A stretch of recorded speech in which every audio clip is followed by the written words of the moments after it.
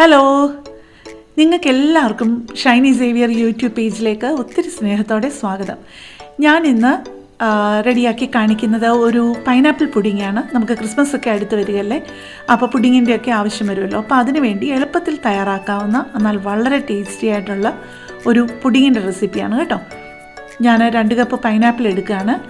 ആ പൈനാപ്പിൾ കുഞ്ഞായിട്ട് ചോപ്പ് ചെയ്ത് കുറച്ച് വെള്ളം ഒഴിച്ച്, ഞാൻ അതിൻ്റെയൊക്കെ അളവ് ഡിസ്ക്രിപ്ഷനിൽ ഇട്ടിട്ടുണ്ട്, അത് ശ്രദ്ധിച്ച് കണ്ട് അതുപോലെ ചെയ്യുക. എന്നിട്ടൊരു 4-5 കറുവാപ്പട്ടയുടെ കഷ്ണവും ആ വെള്ളവും കുറച്ച് പഞ്ചസാരയും കൂടി ഇട്ടിട്ട് അതൊന്ന് വേവിച്ചെടുക്കുക.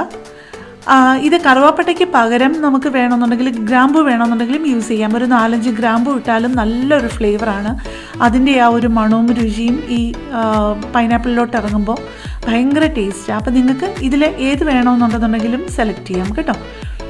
എന്നിട്ട് അത് വെന്ത് കഴിയുമ്പോഴത്തേക്കും അതിൻ്റെ കുറച്ച് ചാറ് കാണും. ആ ഇച്ചിരി ചാറാകുന്ന ആ ഒരു സമയത്ത് അതിനകത്തുനിന്നൊരു 2 ടേബിൾ സ്പൂൺ കണക്കാക്കിയിട്ട് എടുത്തൊന്ന് മാറ്റുക. അതെന്തിനാണെന്ന് ഞാൻ പിന്നെ പറയാം.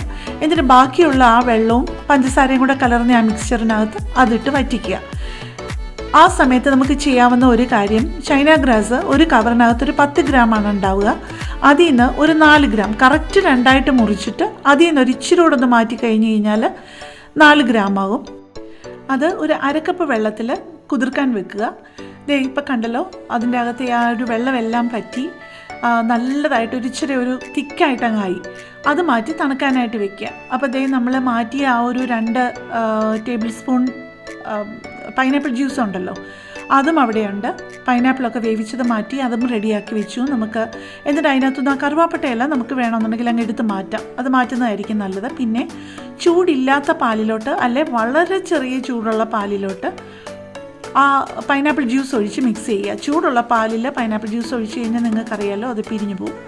അതിനകത്ത് ഒരു ടേബിൾ സ്പൂൺ കണ്ടൻസ് മിൽക്ക് കൂടെ നന്നായിട്ട് അതങ്ങ് യോജിപ്പിക്കുക. അതിനുശേഷം ഓരോ ബിസ്ക്കറ്റായിട്ട് നമ്മൾ മുക്കി ഇങ്ങനെ നിരത്തി വെക്കുക. ഇത് പക്ഷേ ഓവൽ ഷേപ്പിലുള്ളതായതുകൊണ്ട് തന്നെ ഞാൻ ഇങ്ങനെ അടുക്കി കഴിഞ്ഞ് കഴിഞ്ഞാൽ നമുക്ക് ശരിയാവില്ല. അതുകൊണ്ട് ഞാനതൊന്ന് പൊട്ടിച്ചിടുക. ഇപ്പം നമുക്ക് സ്ക്വയറോ റെക്റ്റാങ്കിളോ ആണെന്നുണ്ടെന്നുണ്ടെങ്കിൽ നമുക്ക് കറക്റ്റായിട്ട് ആ ഒരു ബിസ്ക്കറ്റ് അങ്ങനെ തന്നെ അങ്ങ് എടുക്കാം നമുക്ക് വേണമെന്നുണ്ടെന്നുണ്ടെങ്കിൽ കേട്ടോ.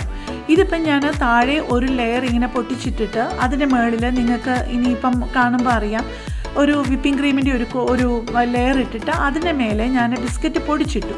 അത് ചുമ്മാ ഒരു വ്യത്യാസത്തിന് ചെയ്തതാണ്. പക്ഷേ എനിക്ക് തോന്നുന്നത് ആ ലെയറും ബിസ്ക്കറ്റ് ഇങ്ങനെ പൊടിക്കാതെ തന്നെ ഇതുപോലെ ഇടുക. ഒന്നി പൊട്ടിച്ചിടുക, അല്ലെന്നുണ്ടെങ്കിൽ ബിസ്ക്കറ്റായിട്ട് തന്നെ ഇങ്ങനെ ഫ്ലാറ്റായിട്ട് വെച്ച് കഴിഞ്ഞ് കഴിഞ്ഞാൽ എനിക്ക് തോന്നുന്നു ആ ബിസ്ക്കറ്റിൻ്റെ ടേസ്റ്റ് കുറേ കൂടെ കിട്ടുമ്പോൾ കുറേ കൂടെ നല്ലതാണെന്ന് എനിക്ക് ഫീൽ ചെയ്യുന്നു. ഇപ്പോൾ 1/2 കപ്പ് വിപ്പിംഗ് ക്രീം എടുത്തിട്ടുണ്ട്. അത് നന്നായിട്ട് ബീറ്റ് ചെയ്യുക. ഒന്നിൽ നന്നായിട്ട് പൊടിച്ച പഞ്ചസാര അതിനകത്ത് ഇട്ട് നമുക്ക് ബീറ്റ് ചെയ്യാം. എന്നിട്ട് നല്ല സ്റ്റിഫാക്കി എടുക്കുക. അല്ലെന്നുണ്ടെങ്കിൽ നമുക്ക് ബീറ്റ് ചെയ്ത് കഴിഞ്ഞിട്ട് അതിനകത്തോട്ട് നല്ല ഒരു 2-3 ടേബിൾ സ്പൂൺ, ഇതിപ്പോൾ 3 ടേബിൾ സ്പൂണാണ് ചേർത്തിരിക്കുന്നത്, 3 ടേബിൾ സ്പൂൺ കണ്ടൻസ് മിൽക്ക് കൂടെ യൂസ് ചെയ്ത് ഒന്നുകൂടെ ഒന്ന് ബീറ്റ് ചെയ്യാം. അതിനകത്ത് നിങ്ങൾക്ക് വേണമെന്ന് നിർബന്ധമില്ല, പക്ഷേ ചെറിയൊരു യെല്ലോ കളർ കിട്ടും, ഒരു ജെൽ ഫുഡ് കളർ മേടിച്ചിട്ട് അതിൻ്റെ ഒറ്റ ഡ്രോപ്പ്. ഇപ്പോൾ കണ്ടല്ലോ, അതിൻ്റെ നിറം ഇച്ചിരി ഒന്ന് മാറിയിട്ടുണ്ട്. പൈനാപ്പിളും കൂടെ ആയതുകൊണ്ട് ഒരു ലൈറ്റ് യെല്ലോ കളർ വരുമ്പോൾ അതിൻ്റേതായിട്ടുള്ളൊരു ഭംഗിയുണ്ട്. പക്ഷേ നിങ്ങൾക്ക് വേണമെന്നുണ്ടെങ്കിൽ ആ സ്റ്റെപ്പ് പൂർണ്ണമായിട്ട് ഒഴിവാക്കാവുന്നതാണ് കേട്ടോ.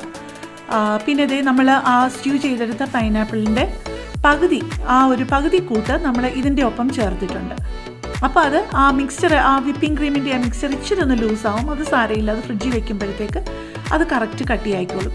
അത് നിങ്ങൾക്ക് വേണമെന്നുണ്ടെന്നുണ്ടെങ്കിൽ ചെയ്യാവുന്ന ഒരു കാര്യം, ഇതുപോലെ ബിസ്ക്കറ്റ് പൊട്ടിക്കാതെ ഇപ്പോൾ സ്ക്വയറോ റെക്റ്റാങ്കിളോ ആണെന്നുണ്ടെന്നുണ്ടെങ്കിൽ എനിക്കതായിരിക്കും കുറേ കൂടെ നല്ലതെന്ന് ഫീൽ ചെയ്യുന്നു. ബിസ്ക്കറ്റ് ഒരു ലെയർ വെക്കുക. ഇപ്പോൾ ഒരു 8 ബിസ്ക്കറ്റ് ഇങ്ങനെ നിരത്തി വെച്ച് കഴിഞ്ഞിട്ട് അതിൻ്റെ മുകളിൽ ഇത്രയും വിപ്പിംഗ് ക്രീം ഇടണ്ട. ഇത്രയും വിപ്പിംഗ് ക്രീം ഇടാതെ അതൊരു 3 പോർഷനായിട്ട് മാറ്റുക. ആ വിപ്പിംഗ് ക്രീം വിപ്പ് ചെയ്തത് 3 പോർഷനായിട്ട് മാറ്റിയിട്ട് അതിൻ്റെ മേലെ ആവശ്യത്തിനുള്ള വിപ്പിംഗ് ക്രീം ഇട്ട്, പിന്നെ ഇപ്പം ഞാൻ ചെയ്തത് പൈനാപ്പിൾ ക്രഷാണ് ഇപ്പോൾ ഒഴിച്ചത്. ആ പൈനാപ്പിൾ ക്രഷ് നിങ്ങൾക്ക് അതും വേണമെന്നുണ്ടെങ്കിൽ ഒഴിവാക്കാവുന്ന. ഞാൻ എൻ്റെ കേക്കിന് വേണ്ടിയിട്ട് മേടിച്ചത് ഇച്ചിരി ഉള്ളത് കൊണ്ട് ആ പൈനാപ്പിൾ ഫ്ലേവർ ഇച്ചിരി കൂടെ കിട്ടിക്കോട്ടെ എന്ന് ഓർത്തിട്ട് അത് ഇട്ടു എന്നുള്ളതേ ഉള്ളൂ. അതിനുവേണ്ടി പൈനാപ്പിൾ ക്രഷ് മേടിക്കേണ്ട ഒരു ആവശ്യമില്ല. പൈനാപ്പിൾ ക്രഷ് ഇല്ലെന്നുണ്ടെങ്കിൽ പൈനാപ്പിൾ ജാം ഉണ്ടെന്നുണ്ടെങ്കിൽ അതായാലും മതി. പക്ഷേ ഇത് രണ്ടും അത്യാവശ്യമുള്ള കാര്യമല്ല. ഇപ്പം കണ്ടല്ലോ ഈ ലെയറിൽ ഞാൻ ചുമ്മാ എനിക്കൊരു തോന്നൽ തോന്നി എന്നാൽ പിന്നെ ബിസ്ക്കറ്റ് പൊടിച്ചിട്ടേക്കാമെന്ന്. പക്ഷേ ഇതിനെക്കാട്ടിൽ എന്തായാലും ഷുവറായിട്ടും നല്ലത് ബിസ്ക്കറ്റ് അല്ലാതെ തന്നെ വെക്കുന്നത് കേട്ടോ. നിങ്ങൾ ഉണ്ടാക്കുമ്പം കഴിയുന്നതും ഒരു റെക്റ്റാങ്കിൾ പാത്രത്തിൽ വല്ലതും ഉണ്ടാക്കിയാൽ നല്ലതായിരിക്കും, അല്ലെ സ്ക്വയർ. അപ്പോൾ ഇതുപോലെ ഈ വിപ്പിംഗ് ക്രീം ഇടുന്നത് നമുക്ക് 3 ലെയറിലാക്കിയാൽ ആ ബിസ്ക്കറ്റിൻ്റെ ഫ്ലേവർ നന്നായിട്ട് കിട്ടും. അപ്പോൾ 3 പോർഷൻ ആക്കണം എന്നുള്ളതേ ഉള്ളൂ. വിപ്പ് ചെയ്ത വിപ്പിംഗ് ക്രീമും പൈനാപ്പിളും 3 പോർഷൻ ആക്കണം. എന്നിട്ട് ഇതുപോലെ 3 അടുക്ക് വെച്ച് കഴിഞ്ഞാൽ നമുക്ക് ഒട്ടും പൊട്ടാതെ കുറേ കൂടി ഈസി ആയിട്ട് നമുക്ക് സെർവ് ചെയ്യാനും പറ്റും. ഇതിൽ ഞാൻ 3 ടൈപ്പ് നട്ട്സ് ചേർത്തിട്ടുണ്ട്. ആൽമണ്ട്സും പിസ്റ്റാഷ്യൂവും കാഷ്യൂ നട്ട്സും ചേർത്തിട്ടുണ്ട്. അതിപ്പോൾ എൻ്റെ കയ്യിൽ കേക്കിനൊക്കെ ഉള്ളത് കൊണ്ട് ഞാനതങ്ങ് ചേർത്തു എന്നുള്ളതേ ഉള്ളൂ. ഇപ്പം നിങ്ങളുടെ കയ്യിൽ ഏതെങ്കിലും ഇതിൽ ഒരു നട്ട്സേ ഉള്ളൂ എന്നുണ്ടെങ്കിൽ, കാഷ്യൂ നട്ട്സ് മാത്രമേ ഉള്ളൂ എന്നുണ്ടെങ്കിൽ അത് മാത്രം ചേർത്താലും മതി. ഇല്ല, ഇനി അത് ചേർത്തില്ലെങ്കിലും ഒരു കുഴപ്പവും ഇല്ല, ടേസ്റ്റ് ഇത് തന്നെ കിട്ടും. പക്ഷേ നമുക്ക് ഇടയ്ക്ക് നട്ട്സൊക്കെ ഒന്ന് കടിക്കാൻ കിട്ടുമ്പം ഒരു പ്രത്യേകതയില്ലേ പുഡിങ്ങിൻ്റെ ഇടയ്ക്ക്, അതുകൊണ്ട് അത് ചേർക്കുന്നതായിരിക്കും കുറേ കൂടെ ബെറ്റർ എന്നുള്ളതേ ഉള്ളൂ കേട്ടോ. ഇനി നമുക്ക് ചെയ്യാനുള്ളത് 2 ബേണറിലായിട്ട് ചൈന ഗ്രാസും വെല്ലവും കൂടെ വെക്കണം. ഒരു ബേണറിൽ, മറ്റേതിൻ്റെ മുകളിൽ പാലും കണ്ടൻസ് മിൽക്കും കൂടെ അലിയാനായിട്ട് വെക്കുക. അലിഞ്ഞ് ഒന്ന് ചൂടായാൽ മതി. എന്നിട്ട് ഈ ചൈന ഗ്രാസും ഫുള്ളായിട്ട് അലിഞ്ഞ് കഴിയുമ്പോൾ രണ്ടും തണുക്കാനായിട്ട് വെക്കുക. ആ പാല് കൂട്ടിൻ്റെ ചൂട് പൂർണ്ണമായിട്ട് പോകാതെ അതിലേക്ക് ഈ ചൈന ഗ്രാസിൻ്റെ കൂട്ട് ചേർക്കരുത്.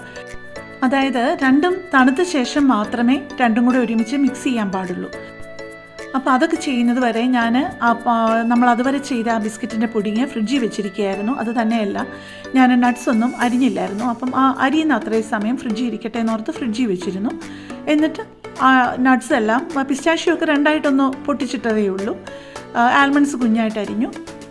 അപ്പോൾ പാലും കണ്ടൻസ് മിൽക്കും കൂടെ ചേർന്ന ആ ഒരു കൂട്ടിൽ മധുരം കുറവാണെന്ന് തോന്നിയതുകൊണ്ട് ഞാൻ ഒന്നുകൂടെ ചൂടാക്കിയിട്ട് ഒരു ഇച്ചിരി പഞ്ചസാരയും കൂടി ഇട്ടു. പക്ഷേ അത് ആ ഒരു സ്റ്റെപ്പ് നിങ്ങൾ നോക്കിയിട്ട് മാത്രമേ ചേർക്കാവുള്ളൂ കേട്ടോ.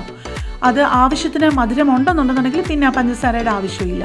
അതുപോലെ പ്രത്യേകം ശ്രദ്ധിക്കേണ്ട ഒരു കാര്യം, ചൈന ഗ്രാസിൻ്റെ ആ കൂട്ട് പാലിലോട്ട് ചേർക്കുമ്പോൾ അരിച്ചു വേണം ഒഴിക്കാനായിട്ട് കേട്ടോ, അല്ലെങ്കിൽ അതിനകത്ത് കുഞ്ഞു തരികൾ കാണും. എന്നിട്ട് നന്നായിട്ട് സ്പൂണിട്ടോ വിസ്കിട്ടോ വല്ലതും നന്നായിട്ട് അത് രണ്ടും കൂടെ ഒന്ന് യോജിപ്പിച്ച് കഴിഞ്ഞിട്ട് നമ്മൾ തയ്യാറാക്കി വെച്ചിരിക്കുന്ന ആ പുഡിങ്ങിൻ്റെ മേലേക്ക് അതൊഴിച്ച് ഒരു 3-4 പ്രാവശ്യം ഒന്ന് ടാപ്പ് ചെയ്ത് അപ്പോൾ ഒരു ലെവലിലെത്തും. എന്നിട്ട് ക്ലിങ് ഫിലിം ഇട്ട് കവർ ചെയ്ത് നമുക്കത് ഫ്രിഡ്ജിൽ തണുക്കാനായിട്ട് വെക്കാം. അപ്പോൾ മുകളിലത്തെ ആ ഒരു ലെയർ ഒരിച്ചിരി ഒരു കട്ടിയായിട്ട് വന്നിട്ടുണ്ടാവും. അതിൻ്റെ മേലെ നമുക്ക് നമ്മുടെ ഇഷ്ടം പോലെ നമുക്ക് ഡെക്കറേറ്റ് ചെയ്യാം. പിന്നെ എനിക്കൊരു പറയാനുള്ളത്, വേണമെന്നുണ്ടെങ്കിൽ നിങ്ങൾക്ക് ആ നട്ട്സൊക്കെ ഇട്ടത് വേണമെങ്കിൽ ആ വിപ്പിംഗ് ക്രീമിൻ്റെ അകത്തോട്ട് കുറേ കൂടി ഒന്ന് പ്രസ് ചെയ്ത് വെക്കാം. അപ്പോൾ ഈ മേലെ ഇങ്ങനെ കാണത്തില്ല. മേലെ കാണുന്നതിന് കുഴപ്പമുണ്ടെന്നുണ്ടെങ്കിൽ നമുക്കൊന്ന് പ്രസ് ചെയ്ത് വെച്ച് കഴിഞ്ഞാൽ ആ പാലിൻ്റെ കൂട്ടൊഴിക്കുമ്പോൾ മേലെ ആ ഒരു നട്ട്സിൻ്റെയും ഫ്രൂട്ട്സിൻ്റെയും ഒന്നും ആ ഒരു ഇത് കാണത്തില്ല, പാട് കാണില്ല. അപ്പോൾ നിങ്ങൾക്ക് ഇഷ്ടമുള്ളതുപോലെ ഡെക്കറേറ്റ് ചെയ്യുക. ആദ്യം ഇട്ടതുപോലെ ബിസ്ക്കറ്റ് പൊടിച്ചതിട്ട് അതിനകത്തെ ആ തരികൾ മാത്രം എടുത്തിട്ട് ആ സൈഡിൽ മുഴുവൻ ഇട്ടിട്ട് അത് മാത്രം വേണമെന്നുണ്ടെങ്കിൽ ചെയ്യാം. അല്ലെങ്കിൽ പൈനാപ്പിളിൻ്റെ ഒരു ലെയറും കൂടെ മുകളിലിട്ടിട്ട് നട്ട്സും എല്ലാം ഇതുപോലെ, അതൊക്കെ നിങ്ങളുടെ ഇഷ്ടം പോലെ നിങ്ങൾക്ക് ഡെക്കറേറ്റ് ചെയ്യാവുന്നതേ ഉള്ളൂ. പക്ഷെ നല്ല ഒന്നാന്തരം ഒരു പുഡിങ്ങാണിത് കേട്ടോ. നിങ്ങൾക്ക് ഇതേ പുഡിങ് കുറച്ചുകൂടി സിമ്പിളായിട്ട് ചെയ്യണം എന്നുണ്ടെങ്കിൽ ആ പാൽക്കൂട്ടും ചൈന ഗ്രാസും കൂടെയുള്ള ആ ഒരു സ്റ്റെപ്പ് വേണമെന്നുണ്ടെങ്കിൽ ഒഴിവാക്കിയിട്ട് വിപ്പിംഗ് ക്രീമും ബിസ്ക്കറ്റും പൈനാപ്പിളും മാത്രമാക്കി നട്ട്സും ഒക്കെ ആവശ്യത്തിനിട്ട് നിങ്ങൾക്കിത് സെർവ് ചെയ്യാവുന്നതേ ഉള്ളൂ. അപ്പോൾ നിങ്ങളെല്ലാവരും ഇത് ഒന്ന് ട്രൈ ചെയ്ത് നോക്കണേ. ഇഷ്ടപ്പെട്ടോന്ന് അറിയിച്ചാലും വലിയ സന്തോഷം, ഇഷ്ടപ്പെട്ടില്ലെങ്കിലും അറിയിക്കുക. അപ്പോൾ എൻ്റെ വീഡിയോസ് എല്ലാം കാണുക, സപ്പോർട്ട് ചെയ്യുക. താങ്ക്